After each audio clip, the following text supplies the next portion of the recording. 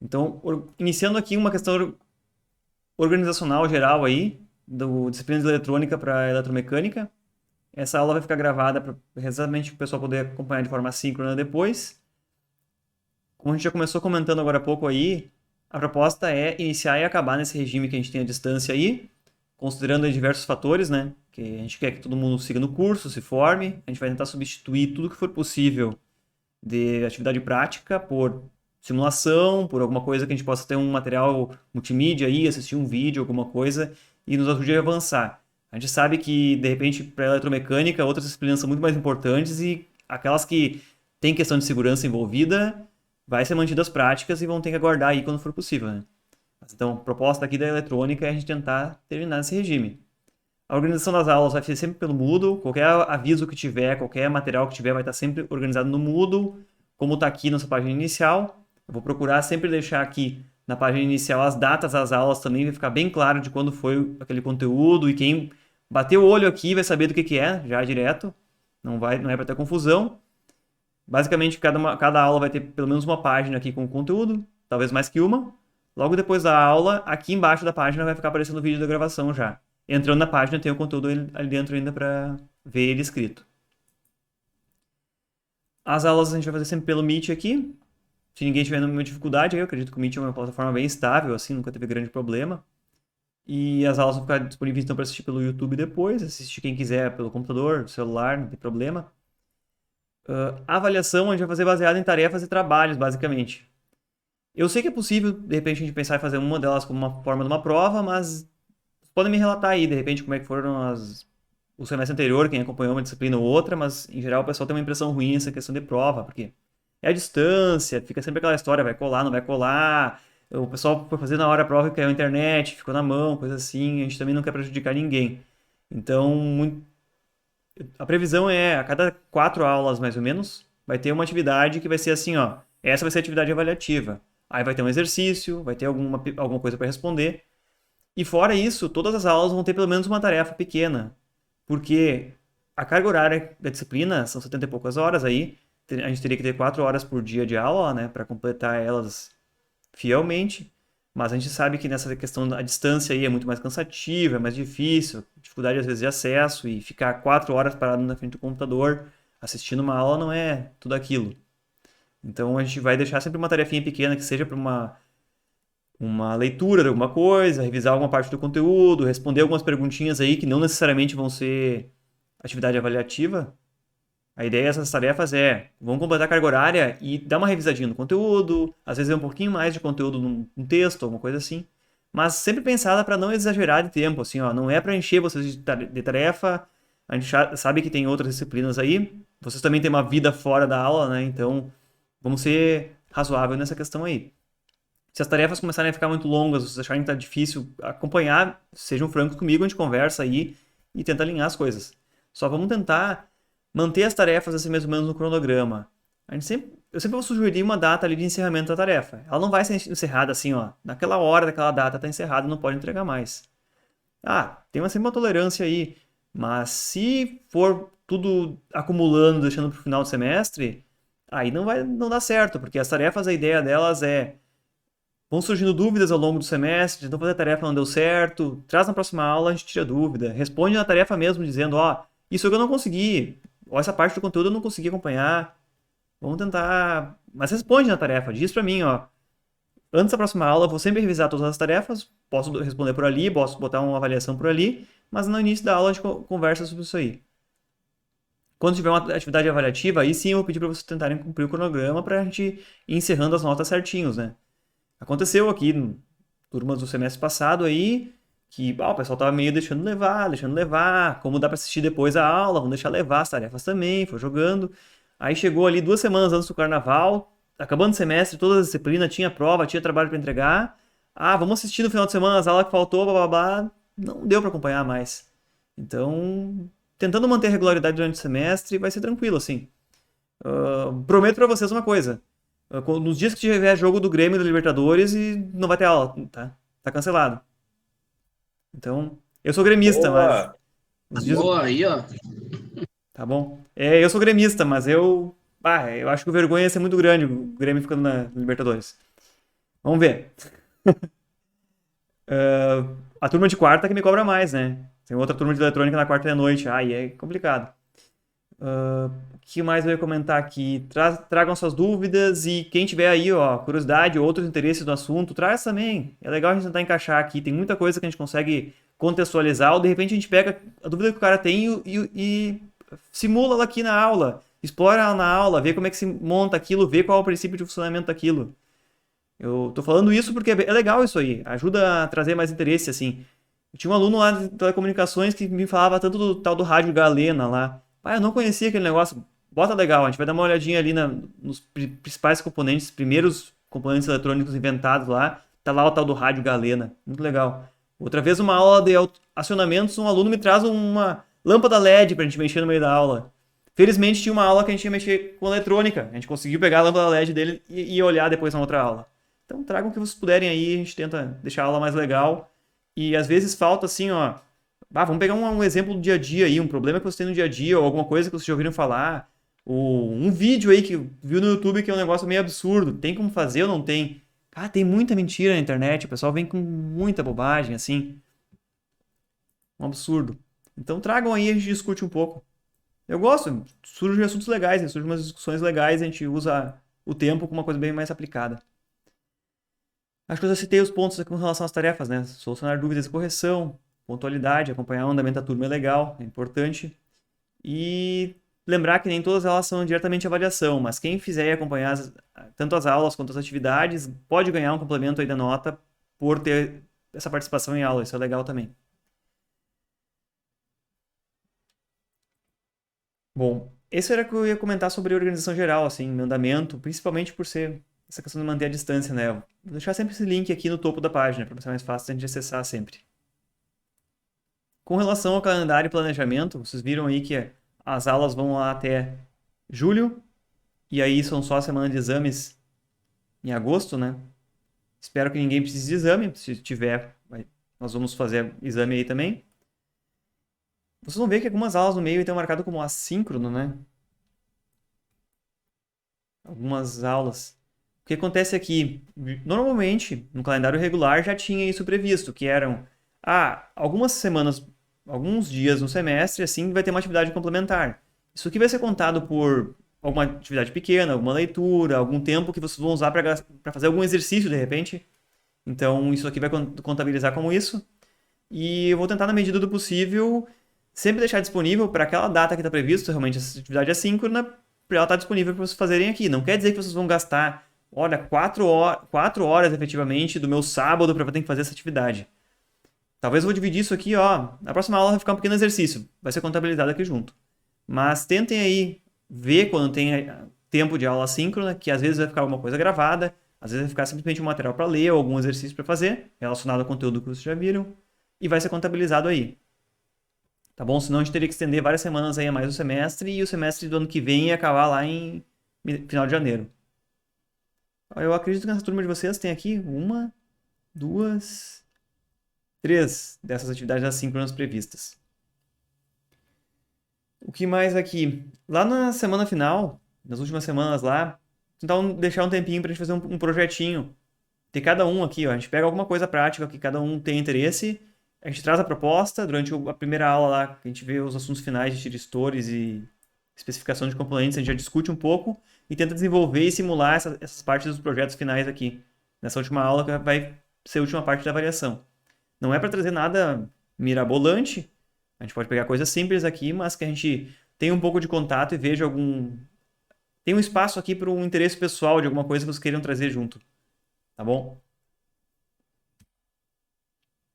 Não vai ter implementação prática disso aqui, até porque uma aula só prevista para essa realização disso aqui. Talvez duas, se a gente conseguir adiantar um pouquinho dos conteúdos anteriores aqui, que tem tempo suficiente para a gente desenvolver. O programa geral da disciplina, vou tentar passar assim, ó, rapidamente alguns blocos para vocês, para vocês se localizar bem. Essa primeira parte do programa geral é uma introdução geral e a gente vai diferenciar do que é elétrica e eletrônica. O que é componente elétrico, máquina elétrica e eletrônica. Basicamente, a gente mata nisso hoje e na atividade síncrona de amanhã. essa parte de atividade, a física de semicondutores, estrutura de átomo, materiais condutores isolantes, semicondutores, também está na atividade síncrona de amanhã. É um material bastante informativo. Por que que eu acho isso? Se a gente for ver aqui, eu achei muito interessante ter essa parte de introdução, conceito aqui. Evolução histórica também é interessante. Mas a gente poderia pular por cima dessa parte de física dos semicondutores. Não é assim, ó, um pré-requisito para a gente conseguir avançar no conteúdo. Então, tentando ser uma forma prática, isso aqui ficou como uma atividade assíncrona, extra, e ela é bem informativa. Tem uma tarefinha ali que é assistir um vídeo. Eu gostaria que vocês fizessem isso aqui, que vai ajudar a entender melhor a parte seguinte, que a gente vai entrar nessa questão do diodo semicondutor, os primeiros componentes lá. É interessante a gente entender o que tem por trás, mas eu diria que é complementar, é bom, mas não é assim que vai travar o andamento do semestre. Aí entra efetivamente o tal do diodo. Vocês já ouviram falar aí? Diodo retificador. Eu já ouvi um cara me dizer aqui que ele disse, faz bastante sentido, que provavelmente a fonte retificadora, que é um circuito que usa diodos para converter energia que vem em manutenção alternada para contínua, talvez ele seja o circuito mais implementado da história. Porque basicamente todo eletrônico começa com a conversão do alternado, que é a nossa rede de distribuição de energia, né, para contínuo. A não ser que tu já esteja dentro de um carro, que tu já tem uma bateria de 12 volts ali, mas basicamente todas as outras aplicações aí começam com transformar a energia de alternado para contínua. Para isso tu vai usar diodos Professor, em geral. interrompendo aqui, Claro. ele programa que ele agora pediu uma licença aqui. Deixa eu parar um pouquinho aqui. É bom para já confirmar. A gente interrompeu a gravação por uns segundos aí, porque o Michel estava tendo problema na instalação. Cuidado, pessoal, que bem embaixo, depois de botar CEPT da licença na instalação, tem um botão Install Now. Bem embaixo. De repente não vai aparecer na tela de alguém, vai ficar ocultado atrás da barra de tarefas. Mas aí, então, eu estava comentando que primeiro a gente vê o diodo, o semicondutor, faz esse papel de transformar corrente alternada em contínua, controlar para que a corrente só circule num sentido. Aí a gente vai ver alguma coisa de circuitos que aplicam diodo, que é uma onda senoidal. Vocês vão ver também circuitos 2 isso junto, então nós vamos mais ou menos entrar junto aí nesses assuntos. Tipos especiais de diodo, um deles é o tal diodo LED, diodo emissor de luz, que hoje em dia está na moda, né? Todo mundo usa LED, hoje em dia lâmpada LED. Isso aí é um negócio bem atual. A gente vai ver alguns circuitinhos utilizando diodo, então, fundamentais. Aqueles que a gente vê, que eu disse que são os mais frequentes que existem, transformar da rede para contínuo é necessário para várias aplicações de eletrônica. Depois disso a gente entra num cara aqui que foi um dos transformadores aí da área da computação e área de áreas afins, que é quando foi inventado o tal transistor bipolar, que é o primeiro dispositivo que é capaz de amplificar sinais e consome baixíssima energia. A gente vai ver aí alguns circuitos, o funcionamento dele, alguns circuitos, a gente vai ver como é que se monta um amplificadorzinho de som simples aí, um amplificador para microfone, um amplificador de potência para som, se a gente quiser, a gente pode simular e montar aqui, escolher componente para botar. Alguém tem um módulo, por acaso, de som aí? Esse módulozinho, a gente só vê a parte de alumínio dele lá, né? Alguém já instalou de repente, ou já viu? O módulo de som geralmente é um negócio que consome alguma energia, né? Consome lá seus 500 mil watts, o módulo. Fica sempre quente, né? Ele é cheio de transistores de tipos diferentes lá dentro. E aquela carcaça de alumínio é forrada de transistor por dentro para conseguir processar os sinais e dissipar a energia que sobra do processamento dos sinais. Lá. No final, a gente vai ver alguns outros componentes, olha só, daqui para cima, até transistor. Alguns outros que são usados aqui e que tem umas estruturas diferentes aqui, tipo esse tal do tiristor aqui, que ele é um diodo que tu pode ligar e desligar. Triac, acionamento com tiristores. Isso aqui é muito usado em circuito de potência, tipo circuito para drive de motor, aqueles circuitos de dimerização de lâmpada. Tem uns lugares aí, a gente vê muito em filme, o pessoal tem um botãozinho na parede que gira para aumentar a intensidade e diminuir a intensidade da luz. Usa esse tipo de transistor. Chuveiro eletrônico. Quem não tem um chuveiro eletrônico aí que tu controla a potência dele, pode de forma contínua, assim, variar ela para uma potência maior ou menor, não é aqueles que tu vira e troca só, liga, desliga, nível 1, 2 só, né? Esses eletrônicos mesmo. Eles basicamente têm uns dispositivos desse tipo lá dentro, algum digestor, alguma variação deles, com uma capacidade aí grande de corrente e controla aí potência do chuveiro por, basicamente, acho que eles têm uns 4 componentes eletrônicos ali dentro, que é um semicondutor grandão aí, um potenciômetro, que é um resistor variável que vocês estão na varetinha, às vezes um capacitor e às vezes um outro resistorzinho ali. Mas é um circuito super simples que esses chuveiros eletrônicos têm aí. E, ó, eu acho bem interessante. O negócio evoluiu para simplicidade, não precisa ter um monte de circuitaria, se resolve com uma coisa bem simples. Então nós vamos dividir mais ou menos isso aí, ó. Uma introdução, diodo, diodo, diodo, transistor, amplificador e outros tipos de semicondutores aí práticos.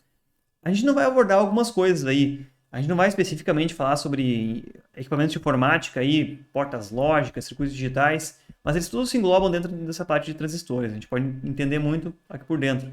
Se tiverem algum interesse de alguma coisa a mais, de repente não está aqui, a gente pode trazer aqui junto também.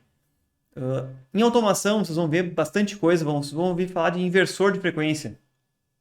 O inversor de frequência e o inversor para solda. Vocês fazem eletromecânica, você tem solda, né? Também. Ou alguém já trabalhou com isso aí? Equipamento de solda? Elétrica? Sim. A gente fez a É disciplina, já. disciplina. E vocês usaram solda com arco, né? Com inversor, aqueles magnético ou... Todos. Oi? Fizemos todos. Com Todo eletrodo, tipo. com MIG, TIG. Aham. E deixa eu ver. Esse de eletrodo, que tamanho é o conversor de energia lá? Que vocês usam? Eu nunca entrei nesse laboratório aí de verdade, de Era mecânica. pequeno. Era Pequenininho? pequeno. Uma caixinha de Aham. sapato, assim? É. Mas Uhum. daí tinha outra lá que era bem grande, a MIG, a TIG. Ah, tá, mas aí tem outras funções. Acho que é com gás Sim. também, né? Essas daí É, são que tem tem, gás tem. junto, né? Aham. Mas se voltarem àquela solda arco antiga, no, os, o controlador dele era um transformador desse tamanho, tinha uns 40 quilos, né? E uma manivela do lado para ajustar, não é? Isso aí é antes do advento dos inversores eletrônicos. Aí pegaram um equipamento eletromagnético gigante e quando os transistores de maior desempenho evoluíram, aí ficou barato fabricar esse mesmo equipamento com tecnologia eletrônica, tamanho de uma caixinha de sapato. Tu bota nas costas, se precisar subir no lugar para soldar agora. E antes era um negócio que, ó, pesadão de carregar. Tem até uns que pareciam como é que é? Uma- um carrinho de sorvete aquele. Um inversor com uma alta capacidade, né? 500 amperes, 1000 amperes. E agora, quando tu consegue fazer soldar arco agora com eletrônico, eles reduziram um monte de tamanho. E o preço também. Então, se entram aqui dentro da questão de transistores. Vou abrir aqui. Tem alguma coisa a mais que vocês querem comentar aí agora? De repente, alguma coisa que vocês pensavam em ver ou gostariam de ver na disciplina, eu já encaixo aqui no meio e já boto no planejamento depois. Mas estou chamando vocês aí para deixar o negócio mais legal, já que essa aula à distância é um pouco complicada. Tudo certo. Tudo certo? Então tá, beleza. Tio. Vou perguntar pra ti um dia como é que é o acionamento dos elevadores lá, só por curiosidade. Mas vamos adiante, vocês vão ver em acionamentos também isso aí. Fundamento de eletricidade e dando uns passinhos aí até chegar na eletrônica, que vem por trás desse negócio todo. Vocês já viram alguma coisa de circuitos isso aqui? Que basicamente tudo que envolve eletricidade é manipular os elétrons que dentro de um átomo lá, a unidade mínima da matéria, eles formam uma nuvem em volta do átomo, né? Essas nuvens têm várias camadas. E geralmente os que andam aí são as camadas mais externas, que eles estão fracamente presos e eles conseguem circular nos materiais, né? Então o elétron tem uma carga negativa, a gente considera que o núcleo tem uma carga positiva, então eles ficam grudados ali. Esse modelo atômico foi desenvolvido depois aí, ó, 1950, 60. Antes disso era uma coisa meio conturbada, não se sabia bem o que tinha por trás dele, como é que era essa separação entre essas coisas, mas se viu os efeitos dele. Você conseguia já ver o efeito de circulação da carga elétrica. Esse efeito já vinha sendo explorado há anos aí, desde os anos 1700, 1800, principalmente por baterias. Que é a bateria que ela faz, qualquer tipo de bateria, ela tem uma reação química lá dentro, ou duas reações químicas, e que para acontecer, acontecerem essas reações químicas, um elemento perde um elétron e pula para o outro. E se tu simplesmente jogasse tudo num balde, ia acontecer aquela troca de elétrons ali dentro, eles iam se trocar e ocorrer a reação. Aí, cientistas aí, dezenas de anos estudando coisa aqui e lá, vendo elementos químicos diferentes, começaram a ver que eles podiam realizar essas reações químicas em locais separados. E para que a reação ocorresse, eles tinham que ligar um fio metálico lá para que ocorresse esses elétrons fossem de um lado ao outro para permitir que ocorresse a tal da reação. E os caras inventaram a bateria, que até hoje em dia a gente está usando aí. A característica da bateria, ela tem uma tensão característica de acordo com o tipo de reação, os tipos de componentes que vão se formar. Uma bateria de uma tecnologia tem uma tensão diferente do que a outra. A gente pode empilhar várias camadas dessas reações aí para somar as tensões das baterias, né? Então, hoje em dia, uma bateria de carro aí, eu acho que são 4, 5 células para dar os 12 volts. Uma bateria de celular de 3.7 volts é uma célula só. A gente consegue comprar baterias múltiplas aí de 8 volts, 12 volts também, com a mesma tecnologia de bateria de celular, de lítio, que são várias em série. Então, tem bateria que só aceita ocorrer numa direção. A descarga dela, são tipo pilha, que a gente comprou no mercado aí, acabou a carga, joga no lixo. Tem bateria que aceita carga e descarga, tu pode inverter, olha só, tu pega esse fluxo de elétrons que correu naturalmente, tu pega e bota uma fonte ao contrário aqui e faz os elétrons voltarem à força. E essa força devolve energia para a bateria para que tu possa descarregar de novo quando tu quiser. Isso aqui já é conhecido há muitos anos, né? Esse fenômeno eletroquímico aí. Lá no meio do caminho também, lá pelos anos 1700, já se conhecia os efeitos de uma tal de eletrostática, que olha, tem várias formas de fazer isso, mas tu consegue com que uma parte do material fique com menos elétrons, fique positivo, e outra parte do material que fique com mais elétrons. Tu consegue carregar aí corpos com cargas elétricas diferentes. Vocês já viram toda essa introdução aqui, provavelmente em circuito Zoom lá, alguma coisa relacionada, quando vocês viram corrente elétrica, carga elétrica. E já se viam efeitos aí do tipo centelha elétrica, quando tu carrega corpos aí com cargas elétricas diferentes, toca eles e as cargas tendem a se equilibrar, porque o mundo todo procura um equilíbrio, e aí corre uma certa corrente elétrica, tu consegue ver ali um faiscamento, uma centelha. E mais ainda, isso aqui o pessoal deve ter ficado assustado quando viu isso. Isso tem efeitos biológicos, porque no teu próprio corpo ele pode causar essa descarga elétrica, pode causar uma contração muscular, mas viram aí em animais dissecados que aquela descarga elétrica fazia o músculo se mexer. Então misturou bem, o pessoal viu isso aí, olha só, tem a ver com biologia. Começaram a misturar esse efeito de eletricidade com biologia, porque perceberam esses efeitos aí. O nosso sistema nervoso é baseado em impulsos elétricos, né? Então, se alguém vem de fora e dá uma cutucada ali com uma variável elétrica, dá uma tensãozinha, uma correntezinha elétrica ali, a gente sente uma contração.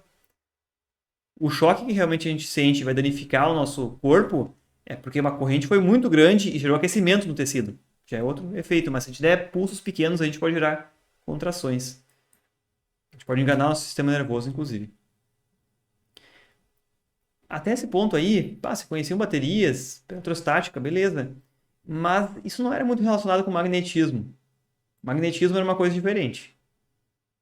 Tinha naturalmente lá alguns tipos de minerais que sofriam efeitos e criavam forças aí, umas forças bastante intensas entre materiais ferrosos, entre essas próprias pedras, esses próprios materiais sentiam atração e repulsão de acordo com como aproximavam do outro. Aquela história lá, se criou a bússola, que tinha um pequeno eletroímã numa ponta, um pequeno ímã numa ponta, e ela apontava sempre para o norte geográfico, que mais ou menos coincide com um polo magnético da Terra, então tu conseguia se orientar. Mas era um negócio assim meio obscuro e magnetismo não era magnetismo. Eletricidade era outra coisa. Isso aqui é uma coisa muito antiga, ó. Em 2637 a.C. já tinha relatos desses efeitos magnéticos aí que aconteciam. E aí aconteceu um negócio bem interessante aqui, ó. Lá por 1820. Tem a data completa aqui. O negócio mudou muito aqui, ó. Esse tal de Hans Christian Ørsted aqui, o primeiro nome que eu trouxe próprio aqui, ele percebeu que tinha uma coisa em comum entre a eletricidade e magnetismo. E aí ele deu o pontapé inicial para o eletromagnetismo. Porque ele viu que ali, ó, ele estava mexendo em um experimento lá com baterias, ele viu que quando ele permitia a passagem de corrente entre os polos da bateria, que antes para ele só gerava um centelhamento e o aquecimento do fio, né? Ele percebeu que uma bússola se mexia. Meu Deus do céu, o negócio foi muito interessante. Ele percebeu que cargas elétricas circulando criam um campo magnético. E o contrário também. Se tiver um campo magnético e estiver variando esse campo magnético, ele não estiver constante, também gera uma tensão elétrica que vai gerar uma carga, uma corrente circulando naquele condutor. Isso aqui mudou o rumo, assim, ó. Antes disso se produzia energia por baterias, basicamente. Não tinha uma coisa bem determinada. Era só aquele processo lá, alguns outros processos de eletrização. E aí, a partir desse momento, abriu o caminho para quê? Para produzir energia em larga escala com geradores. E esse mesmo fenômeno, um gerador vira um motor, só mudar a forma de acionar ele. Então, tu conseguia transferir energia a longas distâncias com baixíssima perda. Melhor ainda, podia pegar um gerador central, gerar energia para uma quantidade enorme de pessoas e cada um consome a sua pequena carguinha que tu precisa consumir lá em casa de forma descentralizada aí. Tu não precisa mais transportar material para transportar energia. Antes isso aqui tu tinha que transportar carvão e queimar o carvão para ter energia. Tu precisava transportar alguma coisa. Tudo antes disso aqui era vapor. Então, foi um achado assim fantástico. Em poucas décadas, isso evoluiu muito aí, começaram a se instalar sistemas de produção de energia em massa aí, revolucionou um monte de coisa, que foram criados motores, atuadores, também pode se utilizar para o próprio aquecimento, eletroímãs. As aplicações aí foram se expandindo rapidamente depois de 1820. E até mesmo pode não parecer uma coisa com tão grande relevância, mas que mudou muito na situação até política mundial. Foi o tal do telégrafo. Que, olha que interessante, se eu consigo transmitir por um fio elétrico uma pequena corrente elétrica, pode ser até através de uma bateria. Mas do outro lado eu consigo detectar ela. Antes era difícil detectar esses efeitos, porque não se conhecia esse efeito magnético, mas uma vez que você pode fazer um eletroímã, consegue atrair um cursor que vai criar pontos numa fita. Basicamente uma impressora, né, bem rudimentar, uma impressora que só imprime uma linha. Mas tu consegue transmitir aí centenas de quilômetros de distância uma informação. Antes disso aqui, tu ia ter que mandar alguém a cavalo para transmitir em terra firme ou mandar um barco pelo mar. Agora que tu consegue mandar um sinal através de uma corrente elétrica por uma linha, simplesmente pulsando aqui um manipulador, tu consegue lá à distância, tu consegue fazer uma pequena corrente elétrica que circula, marcar e uma impressora rudimentar gerar uma série de pontos. Isso aqui revolucionou a comunicação a nível mundial. Agora tu vai conseguir comunicar centenas de quilômetros em uma fração de segundo, que antes demoraria dias para mandar uma mensagem. Isso mudou a economia, mudou a política, mudou as guerras aqui. Então, foi assim, algo revolucionário. A gente não imaginaria um mundo moderno se os caras não tivessem encontrado a relação entre eletricidade e magnetismo. Bem interessante isso aí. Então, mudou um monte de coisa, mas olha só, até agora, a gente só tem dispositivos magnéticos e elétricos e corrente circulando. Até já existia corrente alternada, porque um eixo do gerador girando faz com que o fluxo magnético acoplado em cada uma das bobinas fique variando. Vocês vão cansar de ouvir o Frank falar sobre isso esse semestre lá em máquinas. Vocês estão tendo máquinas agora, né?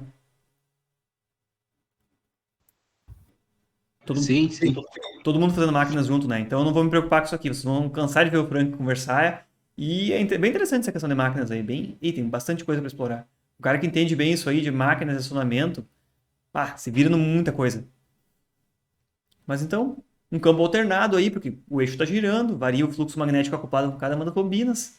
Do lado de cá, essas correntes que circulam nas bobinas se opõem à rotação do motor e seguram, travam a rotação. Então ele funciona como gerador. Do lado de cá é a própria corrente que vem nessas bobinas que faz o eixo girar. Então, transfere energia. Mas até aqui era só eletricidade, olha só. Ainda assim, os caras conseguiram aplicar um sistema de telecomunicação aí, mudou um monte de coisa. Daqui a pouco, os caras começaram a lançar cabos transoceânicos para conduzir sinais elétricos de um continente ao outro. Isso aí antes de 1900 já. Então, isso foi... Valeria a pena lançar um cabo entre um continente e outro, só para se comunicar, de tão importante que isso é. Até esse ponto, a gente só tinha circuitos elétricos. Quais são as características de circuitos elétricos que vocês, felizmente, já viram? São tensões e correntes elétricas, se relacionam pela lei de Ohm. A ilustraçãozinha clássica, a lei de Ohm, lá, ó, os volts, a tensão elétrica, está tentando empurrar a corrente elétrica, amperes. Mas o Ohm está ali segurando. Então, quanto maior a resistência elétrica, menor a corrente vai permitir que se passe. Eu acho que vocês já viram essa piramidezinha aqui de variáveis elétricas. Corrente, tensão e resistência. Se todo mundo já fez circuitos 1 lá, eu acredito que isso aqui não vai ser nenhuma novidade para vocês. Só quero que vocês me digam um pouquinho disso aí. Tá tranquilo ou vocês querem uma revisão um pouquinho mais extensa disso aqui? A gente vai precisar disso. Certamente vai precisar em várias partes. Dou-lhe uma, dou-lhe duas. Vamos considerar que a gente viu isso aí, mas... Tá tranquilo? Tranquilo, então tá bom. Então tá bom. Tensão vezes corrente dá uma potência elétrica. Ok? Se a tensão é a força que está empurrando os elétrons e a corrente é quantos elétrons estão passando, então gera uma potência elétrica. Além disso aqui, talvez vocês não tenham visto ainda em circuitos e que vão ser importantes para nós ter uma noção geral do que é até agora, são os tais elementos reativos, ou armazenadores de energia. Não um armazenador de energia da mesma forma que a gente entende uma bateria, porque eles não armazenam quantidades enormes de energia. Eles armazenam energia, vamos dizer ali, ó, durante um ciclo da rede, durante milissegundos. Mas eles são muito importantes para processar energia em diversos aspectos, diversas aplicações. Vocês já tiveram isso aqui em algum outro momento? Vocês já ouviram falar de capacitores, indutores? Sim, nós tivemos circuitos 2, acho. Vocês já tiveram circuitos 2, então? Vocês já começaram? Isso. Não, a gente já fizemos ela, já concluímos. Ah, ok, tá bom. É porque ela tava... Ótimo isso aí. Ela tava regularmente como um terceiro semestre. Se você estivesse fazendo bloco do terceiro semestre, vocês estariam fazendo simultaneamente. Mas beleza, então agora eu tô feliz da vida. Agora não vou se preocupar com isso aqui. Circuitos elétricos 2, então. Capacitor, placas paralelas. Ele guarda a tensão, vamos dizer assim. Todas as caras que um capacitor pode ter, eletrônica, correção de fator de potência, banco de capacitor para correção de fator de potência. Beleza. Indutor, todas as caras que ele pode ter. Uma fechadura eletromagnética, um eletroímã que está na nossa caixa de som, está escondido lá atrás, uma bobininha enrolada atrás do diafragma aqui, um magnetizador de chave de fenda lá. Beleza. Transformadores eletromagnéticos. Se vocês não viram especificamente transformador, vocês vão ver em máquinas agora também, né? Frank comentou alguma coisa? Máquina... Tem máquina rotativa, ela é basicamente um transformador com um núcleo que se mexe. Mas, então, tem várias formas de ver transformadores e é interessante a gente entender os transformadores também. Conseguem converter níveis de tensão e corrente, sendo que a gente pode aproximar como tendo uma potência de entrada sendo igual à potência de saída. Então, tensão vezes corrente na entrada é igual a tensão vezes corrente na saída. Se a gente sobe a tensão do primário para o secundário, a corrente tem que cair, obrigatoriamente. Diversas caras que a gente vai encontrar eles aí. Olha aqui, apareceu uma propagandinha sem querer aqui, ó, Usina Info. Legal essa loja de componentes online, bastante coisa boa. Eu vou começar aqui uma parte que para vocês pode ser bem óbvio e talvez ajude a entender algumas coisas, mas é uma analogia entre o sistema hidráulico e elétrico.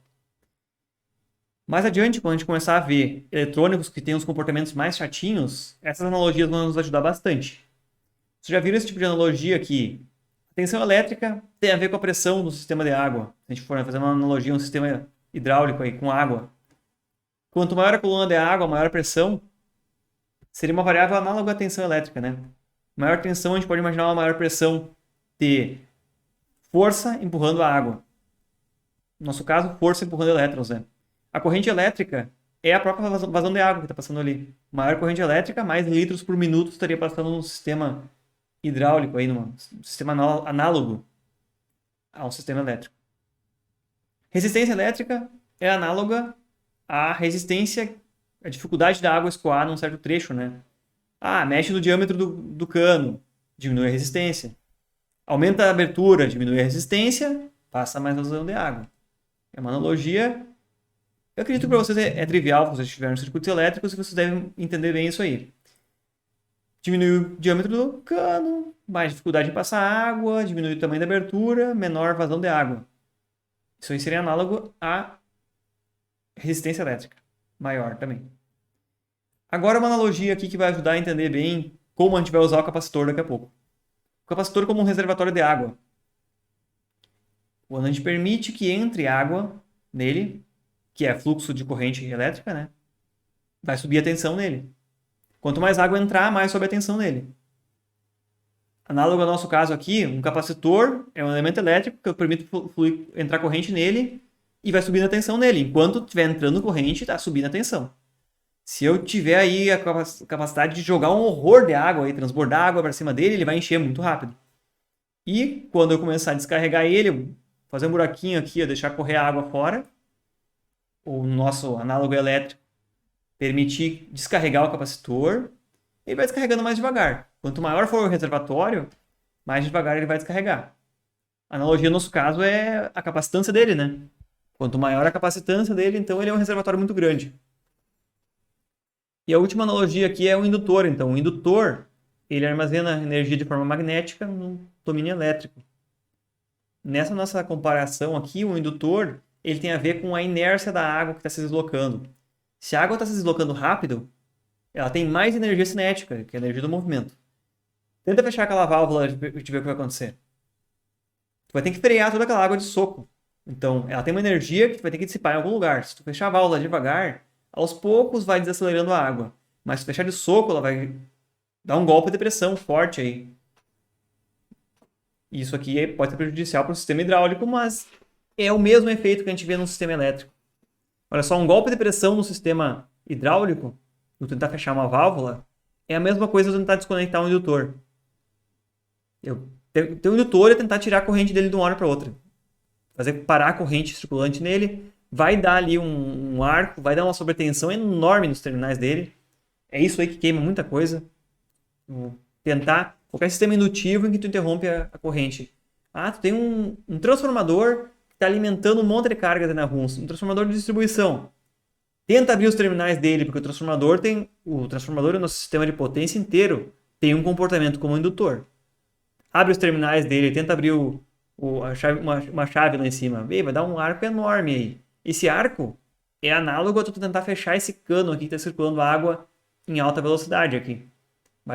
Esse cano vai ter uma grande pressão. E no sistema elétrico, ele vai tentar, a todo custo, ele vai ter energia e vai tentar que a corrente continue circulando. Então, ele vai gerar uma sobretensão. Essas analogias aí vão nos ajudar assim que a gente entrar em circuitos com diodo. Vai ser bem mais fácil. Vocês já tinham visto isso aqui dessa forma alguma vez?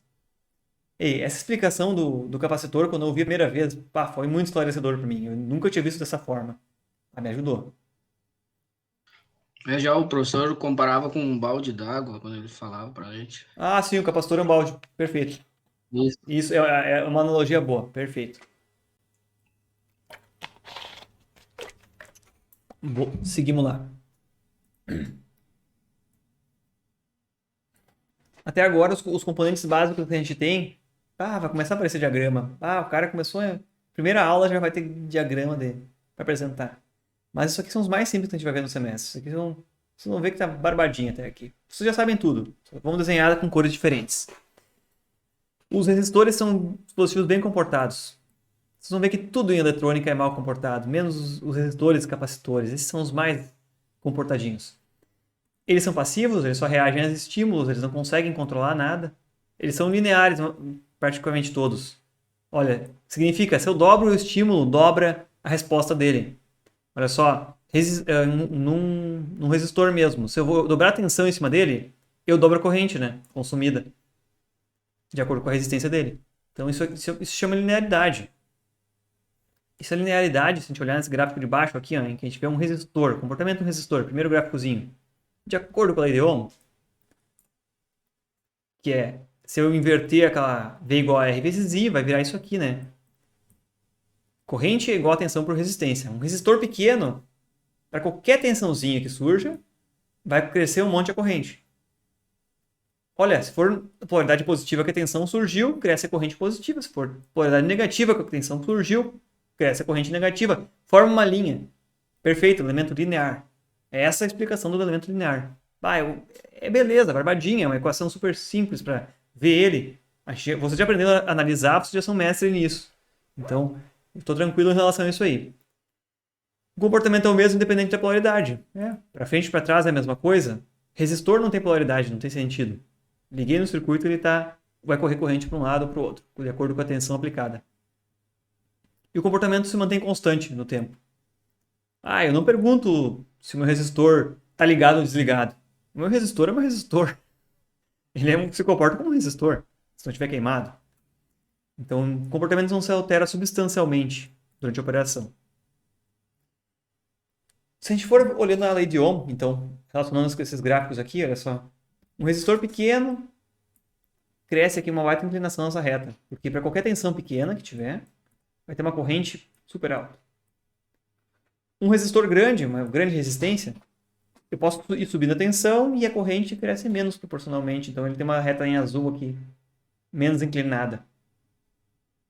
Um material bom isolante, em vermelho aqui, tracejado, ele fica praticamente em cima dessa linha aqui. Porque, independente da tensão, a tensão cresce para o lado negativo, a tensão cresce para o lado positivo, e a corrente está praticamente zero o tempo todo. Uma mínima correntezinha para cima, uma mínima correntezinha para baixo, mas um material bom isolante, então ele fica horizontal aqui, uma linha horizontal. Não tem corrente para cima nem para baixo. E um material ótimo condutor, muito bom condutor, é uma linha vertical aqui, ó, tracejada em amarelo. Quer dizer, a tensão mal começou a crescer, ó, do lado da direita para a esquerda aqui, uma mínima tensãozinha que tem, a corrente já dispara lá. Um bom condutor, a corrente já vai lá para um valor bem alto. Então, esse diagrama é fácil de entender com a forma que está apresentado aqui? Essas curvas aqui de comportamento? Eu só quero uma confirmação de vocês para dizer, ó, não estou inventando nada, né? É a lei de Ohm desenhada num gráfico, mostrando como é que os resistores se comportam. Aí a gente vai pisando num campo novo agora. E a eletrônica? O que faz? Primeira coisa, a eletrônica. Ela estuda o uso de semicondutores, que são coisas que não são bons condutores, nem bons isolantes. Eles são uma coisa no meio do caminho. Nesse caso, eles não são passivos. Pelo contrário, eles são controlados ou semicontrolados, quer dizer, eles atuam de forma ativa no circuito. Eles não vão simplesmente reagir à tensão, à corrente que tem em cima deles, mas eles conseguem fazer coisas, vamos dizer, serem ativos literalmente. E aquela linearidade, que aquelas curvas retinhas lá que tinha uma expressão bem fácil, foi para as cucuia. Agora não existe mais aquilo. Os nossos circuitos aqui, eles têm sempre uma polaridade, porque olha só, tensão cresceu para cá, é um comportamento, tensão foi para o outro lado, é outro comportamento completamente diferente. Algo completamente não linear, não forma uma linhazinha bonita aqui, nem de jeito nenhum. Isso aqui é a curva mais simples que a gente tem, que é do diodo. O diodo é esse carinha aqui, flechinha. Esse aqui é mais ou menos a cara dele, que é quando é um diodo eletrônico aí, normal. Through-hole, que é esses que a gente fura a placa para soldar ele. O mais tranquilo deles. O que a interpretação dessa curva aqui diz para vocês? Se vocês forem olhar essa curva de tensão vezes corrente aqui, vocês entenderam o resistor. Barbadinha. Agora, o que essa curva me diz aqui? Que o diodo se comporta dessa forma.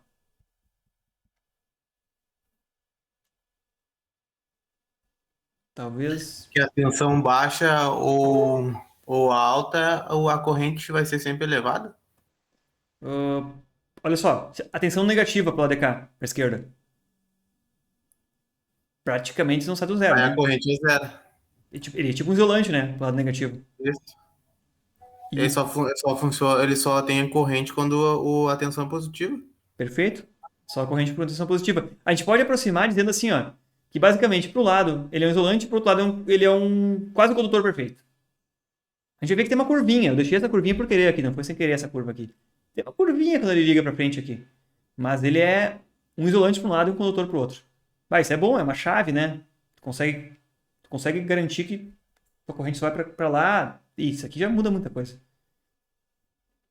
Apesar de que o diodo já é um negócio bem evoluído. Como é que começou de verdade a eletrônica?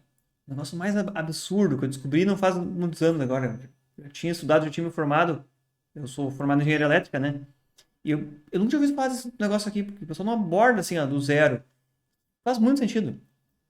O princípio da eletrônica começou com nada. Efetivamente nada. É dois terminais com nada no meio do caminho. Ou com ar no meio do caminho. Que são os tal dos centelhadores. Se tiver simplesmente dois terminais e uma tensão substancialmente alta, tu forma um arco elétrico ali, né? Para cada milímetro, tu precisa cerca de 1000 volts para conseguir formar um arco elétrico. Então, tu vai ajustando ali a distância do teu centelhador. Quando chegar a uma determinada tensão, ele vai conduzir ali. É o mesmo princípio da vela de um carro, né? Basicamente é um centelhador. Tu faz gerar uma alta tensão ali.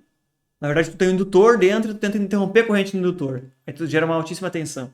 E gera descarga ali. Para o carro é bom que tu precisa de uma descarga para dar exatamente o momento certo de acionar lá a câmara de combustão, né? Motor a gasolina. Diesel não precisa disso. E também é conhecido como Spark Gap, por isso tem um lugar que está escrito SG aqui embaixo. Mas veja que o comportamento dele é bem engraçado.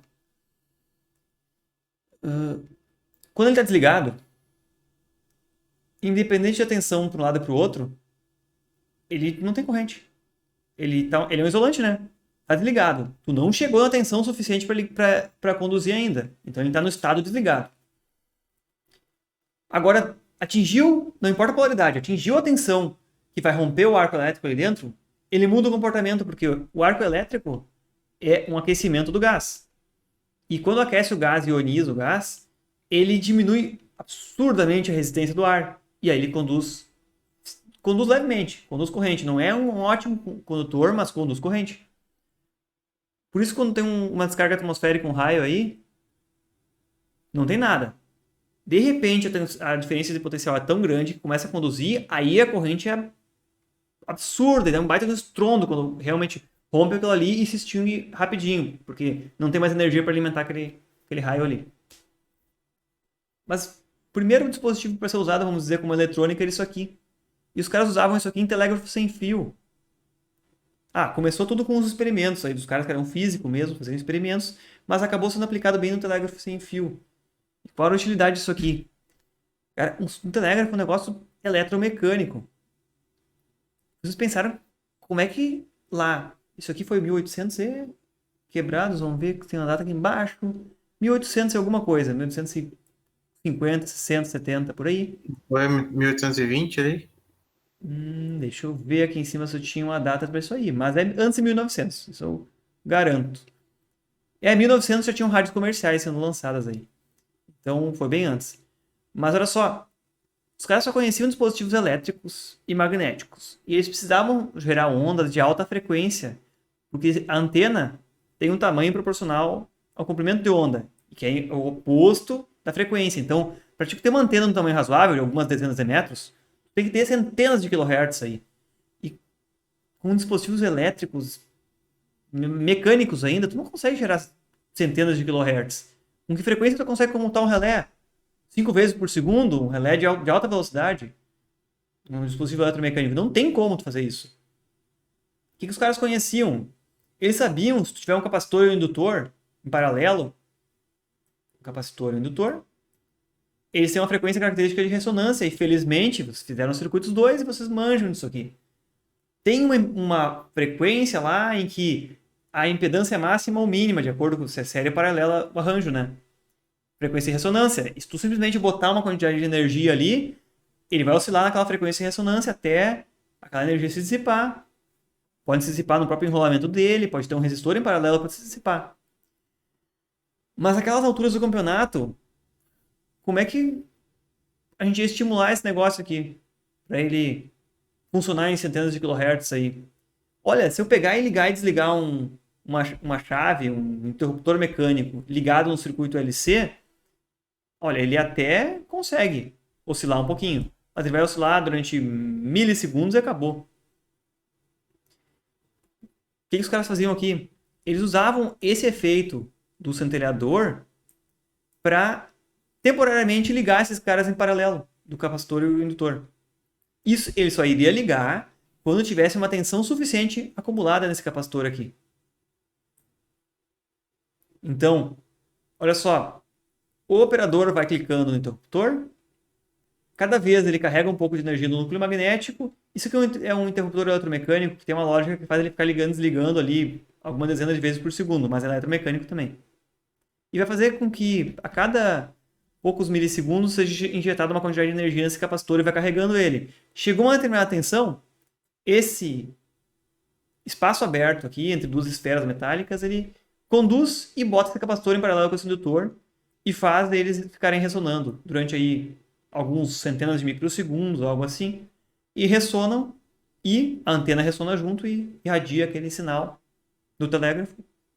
No outro lado lá da linha tem um outro indutor e capacitor sintonizados, que tem a mesma frequência característica de oscilação, indutor e capacitor, e os caras conseguem capturar esse sinal que se propagou pelo ar, e eles não tinham nenhum eletrônico. O eletrônico deles era uma chave que liga e desliga de acordo com a tensão aplicada.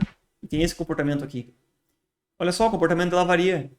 Você consegue controlar como é que ele varia. Tu bota uma maior tensão e ele entra em condução antes. Ele chaveia entre modo ligado e desligado.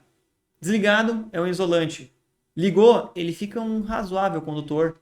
Enquanto tiver energia para alimentar aquele sistema ali. Ele fica conduzindo, ele conduz para os dois lados quando ele liga. Isso aqui é um negócio fantástico, porque os caras não tinham tecnologia nenhuma e já conseguiam fazer rádios aí. Sem explicação. Logo depois foram inventando outras coisas, descobriram que tem outros efeitos magnéticos, eles conseguem pegar um núcleo magnético e transformar ele numa espécie de interruptor também. Mas isso aqui foi bem o início, assim, o primeiro dispositivo com comportamento não linear aí que conseguiam utilizar. Então, um dos principais que eu vou citar aqui, porque ele foi substituído logo pelo diodo, mas também ele pode fazer algum efeito parecido com um núcleo magnético, depois de um tempo explorando isso aí. Comentei que eu ia citar um negócio aí que eu achei muito interessante, que é o tal do rádio galena.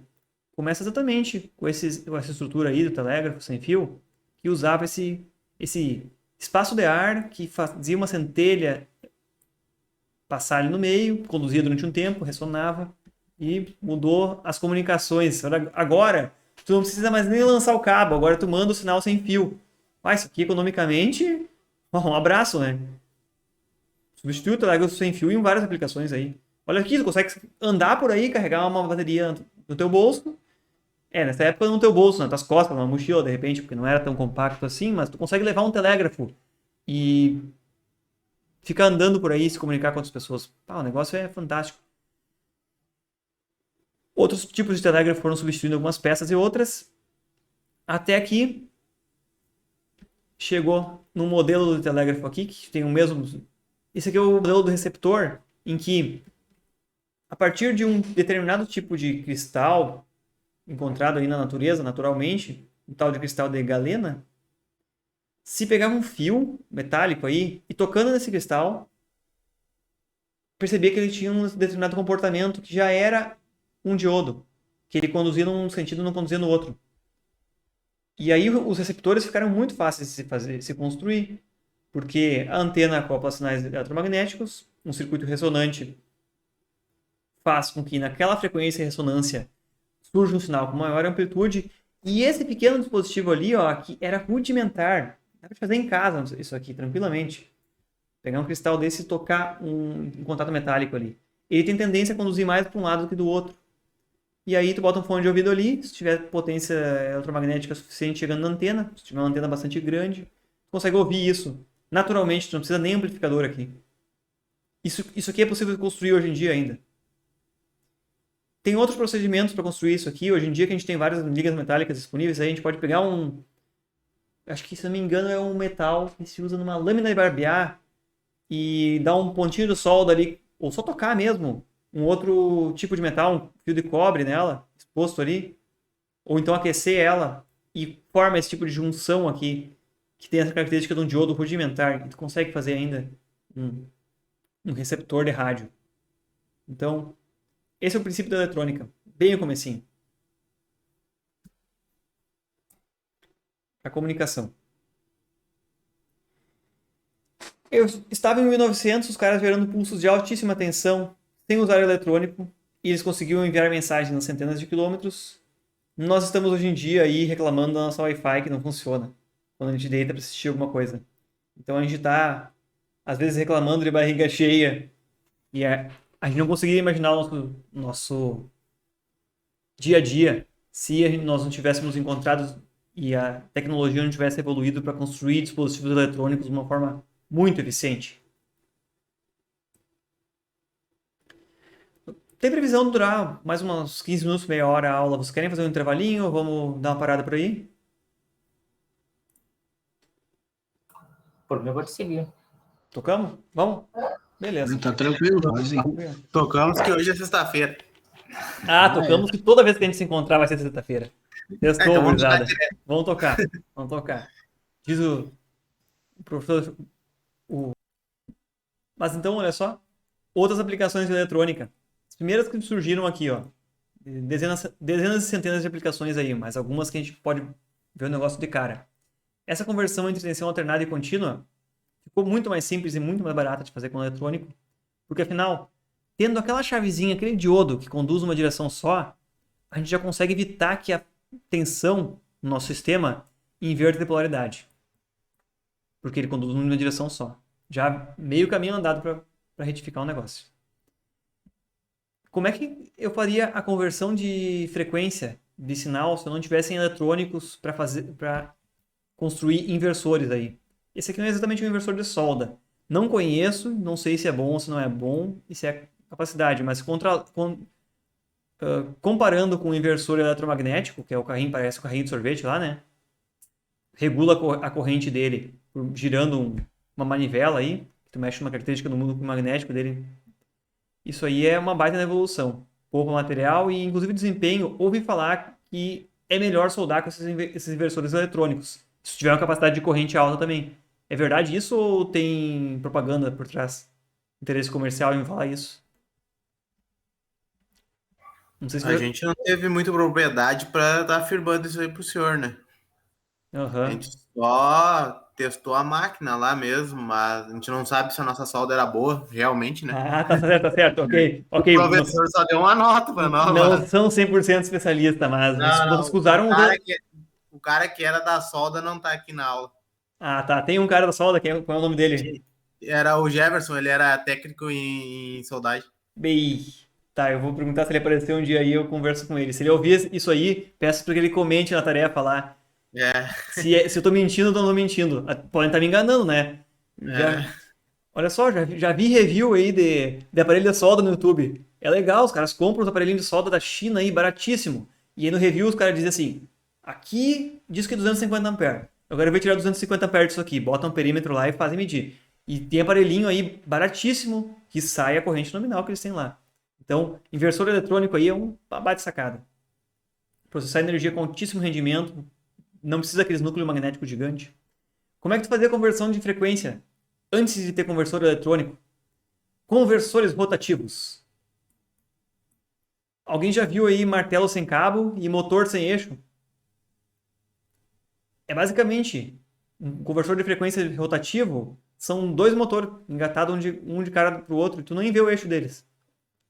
Porque para te converter de uma frequência para outra, tu tem que botar motores aí com número de polos diferentes ou com excitações diferentes para conseguir fazer isso, essa conversão. E hoje em dia tu pega um inversor de frequência, alimenta ele com a frequência que tu quiser da rede e sai o que tu quiser lá na saída. Um altíssimo rendimento também. Um inversor de frequência tem um quarto do tamanho do motor desses e pesa 10%. Pesa ele. Muito mais barato. Faltou aqui uma foto no inversor de frequência, né? Eu achei que tivesse adicionado essa foto. Todo caso. Então, em acionamento de máquinas, mudou muito. Eu acho que eu já perguntei isso para vocês nessa aula, mas vocês estão fazendo máquinas agora ou já fizeram? Agora? Agora, perfeito. Então tá, vocês vão ver alguma coisa de máquinas lá então com o seu Frank. Amplificadores de tudo que é tipo. Professor? Sim. Também vai passar para nós alguma coisa sobre fotovoltaica? Olha, não estava diretamente no conteúdo, mas entre inversores e fotovoltaica, a gente dá para dar uma conversada também. Tem conversor também lá, né? Inversor de frequência. Deixa eu botar aqui como uma sugestão. É interessante isso mesmo. A gente aprendeu um pouco. fotovoltaica. Pera aí um pouquinho. Claro que vai entrar um painel fotovoltaico é um diodo! Todo painel fotovoltaico é um diodo. Então, na próxima aula a gente já pode falar um pouco sobre isso. Só que o detalhe, ele é um diodo gigante e que tu enxerga a junção dele, a parte ativa, porque é a parte ativa que recebe a luz. Então, o painel fotovoltaico basicamente é um diodo que basicamente é um LED invertido. Se bate a luz na junção, na parte ativa dele, ele produz energia. Um LED é o contrário, tu bota corrente e ele gera a luz. Então, um LED é um painel fotovoltaico do avesso. Mas beleza. Boa. Chama atenção aí, eu vou botar isso aqui na próxima aula. Se eu lembro aqui, já estou botando minha nota aqui. Vamos ver também como é que funciona o inversor para te transformar a corrente contínua que vem do teu painel e jogar lá na rede, com a frequência da rede. Vamos pegar isso aí um pouquinho lá na parte de transistores, como é que funciona o inversor. Diz que dá dinheiro fazer manutenção desse tipo de equipamento. Ar-condicionado inverter. Já viram falar? Alguém já viu instalado? Já conversou com alguém? O negócio é bom. Nunca vi, mas diz que é muito mais econômico, né? Ele trabalha muito mais vezes para ter o mesmo resultado. Sim. E ele tem, na verdade, um negócio interessante, porque os nossos ar-condicionados normais aí, que é o que eu tenho aqui, tu tem um relé mecânico ali que tu liga e desliga o motor dele na rede. Ligou o motor, liga com a frequência máxima, com a velocidade máxima, desligou o motor. O inversor esse aí, ele consegue, por meio de eletrônicos, fazer um acionamento com frequência variável, iniciar o motor devagarzinho e acelerando, não escuta aquele PEC quando liga lá, não chacoalha tudo, ele acelera direitinho, ele mantém só a velocidade suficiente para comprimir aquilo que tu precisa naquele momento, para aquela carga de refrigeração que precisa naquele momento. Mas é joia, é um negócio, eu acredito que no futuro, o jeito que estão barateando, no futuro vão fazer tudo inverter, basicamente. Não tem muito motivo para não fazer, porque não é tão mais caro.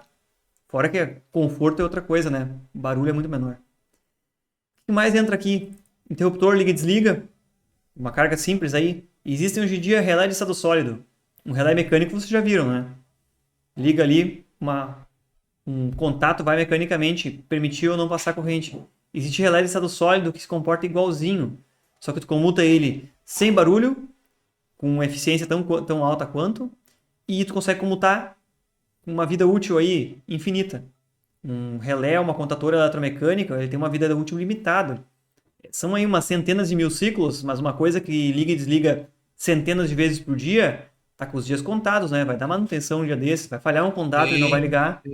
Professor, uma coisa então quer dizer que a profissão de eletrônica vai voltar então a ser mais usada, porque mão de obra qualificada tá escassa, né? Cara, eu acho que cada vez mais as coisas tendem a migrar para a eletrônica. Não vão substituir as coisas eletromecânicas, né? Vai sempre continuar existindo, não tenho dúvida nenhuma. Não, eu digo porque tem muitas lugares de manutenção aí que os caras não sabem metade que o cara sabe. Pá, é triste isso aí, né, Tia? Eu estava com uma TV para fazer concerto há quase um ano. Mas eu não tenho. Só fala que tem que trocar a placa e deu. E, né, eles não querem ver o componente que está estragado. Exatamente. Chegou no ponto. Exatamente isso aí. Eu não tenho equipamento fazendo diagnóstico, eu não tenho peça para trocar e verificar, né, qual a peça que está com problema. Eu fico limitado por isso aí, né? E aí eu vou levar para um profissional, um cara que é bom, né? Levei em 3 eletrônica. Chegava lá, o cara não queria nem ligar a TV, ele só perguntava o que tem. Tal. Trocar a placa, 1.200. Ele não queria nem saber o modelo da minha TV, ele só ia dizer, vou trocar a placa inteira. Liguei pra autorizada. Vou levar uma autorizada. Cara, vamos ver, vamos pagar o preço autorizado, vamos ver o que eles vão cobrar, né? Liguei pra lá. Não, modelo tal, eu sei qual o problema que acontece no modelo tal, é tanto, a placa. Encontrei um fórum, um indiano, no YouTube, explicando como várias séries de TV têm o mesmo problema. Não precisava nem falar a língua dele, porque não era nem inglês, era hindi a língua dele. Mas o cara ia apontando assim, mostrava esqueminhas e tal, ia apontando, e dizia, o problema tá aqui e tal. Se tu fizer isso aqui, tu inibe tal sistema lá e desabilita o sistema que tá com problema. A reprodução de cores não fica tão boa. Mas o negócio funciona. Cara, eu abri minha TV e cortei 2 trilhas. E a TV voltou a funcionar. Não, negócio... Então, olha só, hoje em dia tem muita informação na internet aí. Eu até entendo que as pessoas às vezes não querem fazer manutenção, porque... tu pega uma placa de TV aí, que tu não tem certeza qual é o problema. Tu fica uma tarde inteira trabalhando nela. Tu descobre que realmente não tem não tem como corrigir, tu vai ter que realmente trocar ela inteira. Cara, tu passou uma tarde e de repente tu não vai fazer o serviço, né? Não vai ter como fazer, não vai ter como corrigir, vai dar o mesmo preço. Eu entendo o lado do pessoal que não quer fazer manutenção, mas tem muito aparelho que vale a pena fazer manutenção. E às vezes, realmente, falta alguém qualificado. Tem um aluno que foi aluno do técnico em eletrônica. Eu recomendo muito, não vou fazer propaganda aqui dele, mas que ele faz manutenção em inversor de ar-condicionado inverter. Agora, um ar-condicionado inverter, uma placa aí é R$500. Um aparelho vale, depende de um aparelho de maior porte, aí vale R$5.000 o aparelho, não vai descartar ele por causa disso. O cara abre, testa lá, ele sabe quais são as falhas mais comuns. Às vezes é um diodo queimado, às vezes é um MOSFETzinho pequeno lá queimado, uma coisa na parte de sinal, não é nenhum elemento caro. Às vezes a parte do inversor mesmo, ele troca um circuitozinho que custa R$50. E o cara faz dinheiro com isso aí, um baita profissional. Eu acho que, tendo interesse aí, tem muita informação disponível hoje em dia. Às vezes a gente não pensa em investir nisso aí porque tem que comprar algum equipamento, alguma coisa, né? Mas eu acho que é negócio isso aí. É verdade. Bah, viajei aqui. O dia que eu tava falando. Lógica digital. Todos os nossos computadores só são compactos hoje em dia por causa da eletrônica. Se vocês procurarem um pouquinho aí sobre a história de computadores, os primeiros computadores eram baseados em relés mecânicos, né? As chaves que os computadores tinham eram relés mecânicos. Então eles ocupavam o tamanho de uma casa. Consumiam centenas de quilowatts aí. Se durante a Segunda Guerra Mundial qualquer país tivesse um processador com a capacidade de processamento que vocês têm no celular de vocês hoje em dia, não importa o celular que vocês têm. Vamos dizer, tem um celular de 10 anos atrás, não importa. A capacidade de processamento que ele tem, se estivesse durante a Segunda Guerra Mundial, teria dominado a Segunda Guerra Mundial e teria acabado ela muito antes e teria, assim, mandado ver em todo mundo. A principal vantagem alemã durante grande parte da Segunda Guerra Mundial foi o sistema de comunicação deles e a criptografia que eles tinham. Assim que conseguiram construir um computador e interpretar a criptografia e desfazer ela, né, por meio de um computador que tinha capacidade de processamento baixa para hoje em dia, mas para a época era algo monumental, um computador mecânico, os aliados conseguiram começar a decodificar as mensagens e a comunicação deles era aberta, e eles não conseguiam mais esconder a informação, descobriram onde estava o submarino e vão tacar pau. Vantagem estratégica de ter um sistema de computação capaz de decodificar as informações. Se quiserem indicação aí, vocês já viram o filme O Jogo da Imitação? É um filme legal mesmo, O Jogo da Imitação, que mostra essa história aí do tal do Alan Turing, que implementou esse computador e que ajudou a ganhar a Segunda Guerra Mundial aí, com um computador. Então, olha só, os caras fizeram isso com um computador mecânico, um relé comutando. Se tivessem eletrônico, que surgiram 2, 3 décadas depois, eletrônicos, os computadores aceleraram muito e ao mesmo tempo que ganharam capacidade de processamento, eles passaram a consumir muito menos energia. E hoje em dia você tem um computador fenomenal aí guardado no bolso que funciona com uma bateria.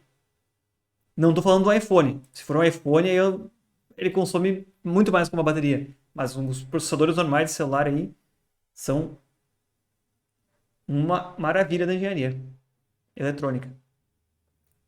Uma coisa mais interessante eletrônica, tu consegue a partir de uma tensão contínua gerar um sinal com diversos formatos diferentes aí. O que antes tu não conseguiria gerar. Tu não conseguiria gerar de repente um seno. Tu teria que alimentar o motor e gerar um seno do motor. Agora com a eletrônica tu consegue gerar o sinal que tu quiser. Tu consegue amplificar, tu consegue gerar rampa. Coisas aí muito avançadas. Então, manipulações complexas aí das várias aplicações que eu já falei, né? Então o negócio é bruto. Nós vamos ver, então, basicamente são semicondutores, são esses dispositivos que mudam de comportamento, então podem conduzir para um lado e para o outro. Tu pode modular para que conduzam mais ou menos corrente, que é o que acontece com o MOSFET, ou que é um transistor de efeito de campo, ou com um transistor de junção. Tu modula quanta corrente passa pela corrente que tu fornece num terminal especial. O MOSFET modula conforme a tensão que tu fornece num terminal especial. Esses caras aqui mudaram muita coisa aí. E o tal do nosso diodo aí, que vocês já viram a introdução da aula, que conduz corrente num sentido só. Então, é um negócio. Como objetivo final da disciplina, então, é que vocês tenham o domínio dos conceitos básicos de eletrônica, que começam hoje e a gente vai desenvolvendo pouquinho a pouquinho aí. Característica dos dispositivos, já tiveram uma pinceladinha, e a aplicação deles. Mais importante para nós aqui é ver a aplicação. Fundamentos e técnicas e análise de circuitos eletrônicos. Bom, se a gente vai ver a aplicação, a gente vai ver como é que esses caras se comportam, como é que a gente bota eles e como a gente especifica eles. Mais importante, saber ler especificação. E escolher componente, né? Bem importante. Deixa eu voltar aqui um pouquinho e vamos para a tela inicial da nossa disciplina lá. Que é... isso aqui foi todo o conteúdo que a gente tinha para hoje. Poderia encerrar por aqui a gravação, eu só vou seguir para dar uma instrução aqui sobre a questão das tarefas. As tarefas que eu passei aqui de hoje são leitura de 2 artigos da Wikipédia, que são bem completos e são diretos ao ponto. Um vai falar sobre diodo do transistor. Revisa muito do que eu falei em aula hoje, fala um pouco sobre a aplicação. Não quero que vocês gastem muito tempo em cima disso, mas façam essa leitura. É interessante, vocês vão ver coisas diferentes do que eu falei aqui hoje. Toda vez que vocês quiserem se restringir a só ver o conteúdo de aula ou só ler um livro, vocês vão estar ignorando um monte de conhecimento a mais que estão por aí e que talvez vocês vão ficar perdendo. Durante a leitura de vocês, tentem pegar aqui algumas informações tipo data, foi criado, aplicação, talvez vou ter mais aplicações que eu nem citei aqui, mas que são interessantes, são importantes. Fotovoltaica, acabou de citar aí para mim, eu tinha até esquecido da aplicação, né? Aqui talvez vão falar alguma coisa sobre isso. Por que será que tem tamanhos e formatos diferentes para esses componentes? Tem um monte de explicações para isso. Mas dê uma pensadinha enquanto vocês leem esses artigos aí. É uma leitura tranquila, assim, leve. Vocês já tiveram circuitos, vocês vão passar isso aqui e vão dar uma barbada. Se é que vocês já não leram enquanto eu estou falando aqui, enquanto estão me escutando. Quais materiais são envolvidos na fabricação deles? O que eles precisam? Se tiver alguma outra dúvida, anota. Termo desconhecido, achou difícil, achou fácil. Deixa um feedback sobre se rendeu ou não a leitura de vocês. Foi muito difícil? Foi muito fácil? Foi tranquilo? Gostei, não gostei? E vai dar uma visão geral para vocês do que são esses 2 componentes que a gente vai ter aí, várias aulas para explorar eles de novo, tá? Nós vamos abordar de novo depois. Quero que vocês derem uma olhadinha aí e se me enviem um feedback aí, a gente vai conversar sobre esse assunto depois. De novo, tá? Então não é uma tarefa para vocês se envolverem várias horas aí. Até porque, lembrem que tem uma segunda tarefa, que é instalar o nosso simulador. Já começaram a fazer durante a aula aí, e de repente já estão com o efeito. É bom que vocês tenham eles instalado. Na outra aula, assim que a gente entrar no diodo, a gente já pega e monta circuito, já simula, já vê o que acontece no negócio, e não fica só vendo equaçãozinha e curvinha teórica. Como atividade assíncrona, já citei bem no início aí, vai ficar para o dia 17/4, que seria conhecido como amanhã também, sábado, para vocês fazerem à medida que for adequada para vocês. Não quiserem fazer para amanhã, semana que vem, não quiserem deixar para o próximo final de semana, como eu comentei, isso aqui não vai trancar o nosso andamento da disciplina, tá bom? Não vai impedir vocês de avançarem, mas vai explicar muita coisa. Eu fiz um resumão assim, mega compacto, de verdade. Não pense que tem 1 milhão de fatores por trás disso aí que simplesmente vai passando a mão assim e vai deixando. Isso aqui é interessante saber. Física por trás deles. Eu vou entrar aqui rapidinho, mostrar a página aqui. O que é o encapsulamento? O que é o encapsulamento? Motivo para ter um encapsulamento? Uma moedinha de 5 centavos, um chipzinho em cima dele. Deixei gravados aqui explicações para as diversas sessões, além do que está em texto. Então, se vocês observarem bem, acredito que até na versão móvel do Moodle vocês conseguem abrir aqui e ir escutando os áudios aí das explicações. Bem ilustrado. Parou, quer escutar de novo a explicação, para e escuta aquela sessão 2 vezes. Vai avançando aí na tranquilidade. Até tem curiosidade aqui, se vocês quiserem olhar de vez em quando esses artigos que estão na fonte das figuras, tem umas coisas legais aqui. Não é necessário, mas segue seguindo aqui. Materiais condutores, isolantes, vocês já fizeram circuitos, vocês já estão manjando isso aqui. Semicondutores, agora entra o fato. Quero que vocês foquem nessa parte, a partir dessa parte aqui que fala em semicondutores. Qual a natureza desse negócio? Como é que se constrói ele? Qual é a física por trás disso? Uma junção PN é um diodo, implicitamente já. Mas qual é a física por trás desse negócio?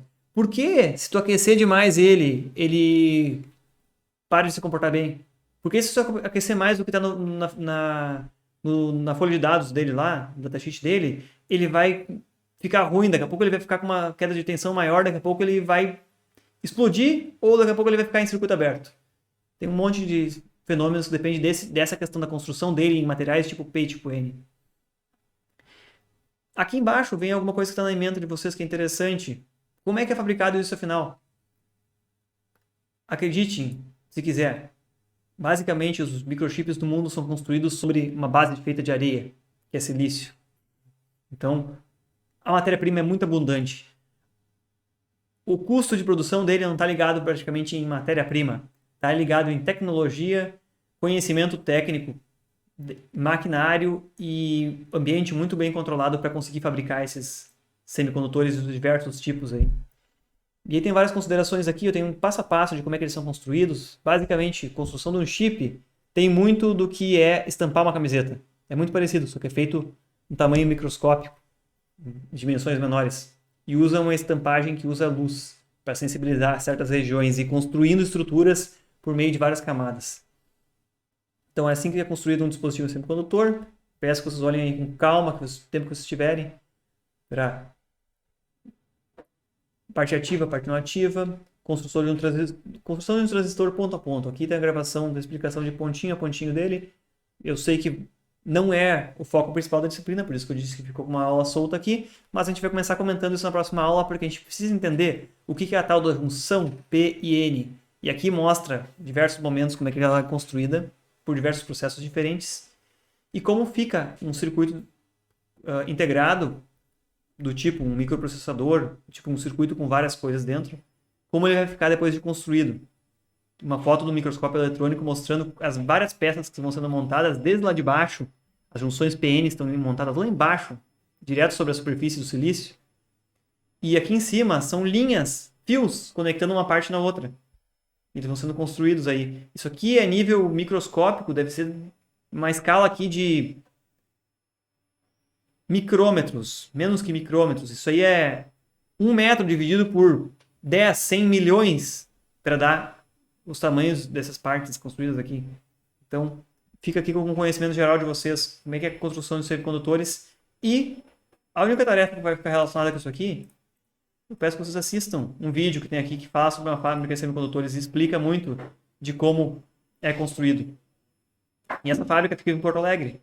Já ouviram falar sobre um lugar chamado Ceitec? De vez em quando está na mídia aí, por coisas boas ou por coisas ruins. Ceitec é uma fábrica de altíssima tecnologia. Eles são, na América Latina, eu acho que é uma fábrica de maior tecnologia de semicondutores que tem. Existe uma e outra aí de coisinhas menores, mas a nível comercial assim não existe isso aí. Isso aí foi um investimento federal, que começou a ser construído aí em 2002, 2003, eu imagino. Ela foi inaugurada lá por 2009, 2010. É uma instituição pública, no modelo da Petrobras, praticamente. E ela está fomentando o desenvolvimento de uma cadeia produtiva em torno de semicondutores. E para o país ter um pouco de, como se diz, independência na fabricação de semicondutores. Porque isso envolve tanta tecnologia, envolve instalações tão grandes e tantos processos aí, que não é fácil instalar uma fábrica dessas do nada. Tem que ter uma cadeia de fornecedores de equipamentos, de fornecedores de químicos e outros insumos aí enorme por trás. Ok? A tarefa é simplesmente assistir o vídeo, a gente comenta ali no início da próxima aula e me dê um ok se vocês assistiram aí, tá bom? Então acredito que ficou bem resumido. Tá, beleza. Beleza, Michel, Lucas, Carlos, Alisson, obrigado pela audiência de vocês. Querem comentar alguma coisa à frente ainda? Precisar ter contato? Show de bola. Show de bola? Professor, a gente vai ter que fazer cálculos aí de dimensionamento, alguma coisa assim? Não. Nessas atividades aqui, não. Não, mas durante o curso aí da... Bastantinho, na verdade. A gente vai ter que fazer bastante coisa quando a gente começar a ver como é que se comportam os diodos, os condutores, coisas assim. A gente pode fazer eles e verificar eles sempre por simulação. Basicamente, quase tudo a gente consegue verificar. Fazer ali, ó. Deu, não deu, às vezes deu um errinho, 10%, 5%. Qual é o teu receio com relação a essa questão de fazer cálculos? Não, só para saber mesmo. Tá? Não, vai ter, mas assim, vamos tentar restringir o que é necessário, né? Aquilo que vocês vão realmente precisar aplicar, não vou inventar, né? Mas vai ter um pouco também, principalmente quando a gente entrar em dimensionamento, calcular a corrente efetiva, corrente média, coisas assim. Beleza? Tá, beleza, valeu. Então tá. Beleza. Ficam por aí. Dúvidas, tanto mensagem aqui no Moodle, e-mail, não sei se você tem um grupo de WhatsApp, alguma coisa, se começar a surgir mais demanda, peço para mencionarem aí, a gente vai. com as outras disciplinas nós temos um grupo. Se o senhor quiser criar para largar vídeo, essas coisas é legal. É um grupo específico por disciplina ou você tem algum geral da turma assim? Por disciplina, para não misturar, né? Tá, entendi. Pode ser? Tu poderia criar um grupo aí, eu te passo meu telefone? Me adiciona lá? Ou me larga o link aqui por mensagem, eu entro no grupo? Na verdade, quem tava criando não era eu. Parei. Não, na verdade, quem tá criando não tá na aula, mas eu posso criar. Pode botar aí. Não te importa? Pode ser? Eu boto no chat aqui meu telefone, me adiciona lá. E a gente faz assim, mensagem pelo WhatsApp, se for mandada depois das 10 da noite, eu geralmente não respondo, tá? Vamos se respeitar um pouquinho, né? Horário comercial. É, tipo horário comercial até as 10 horas. Tranquilo. Então,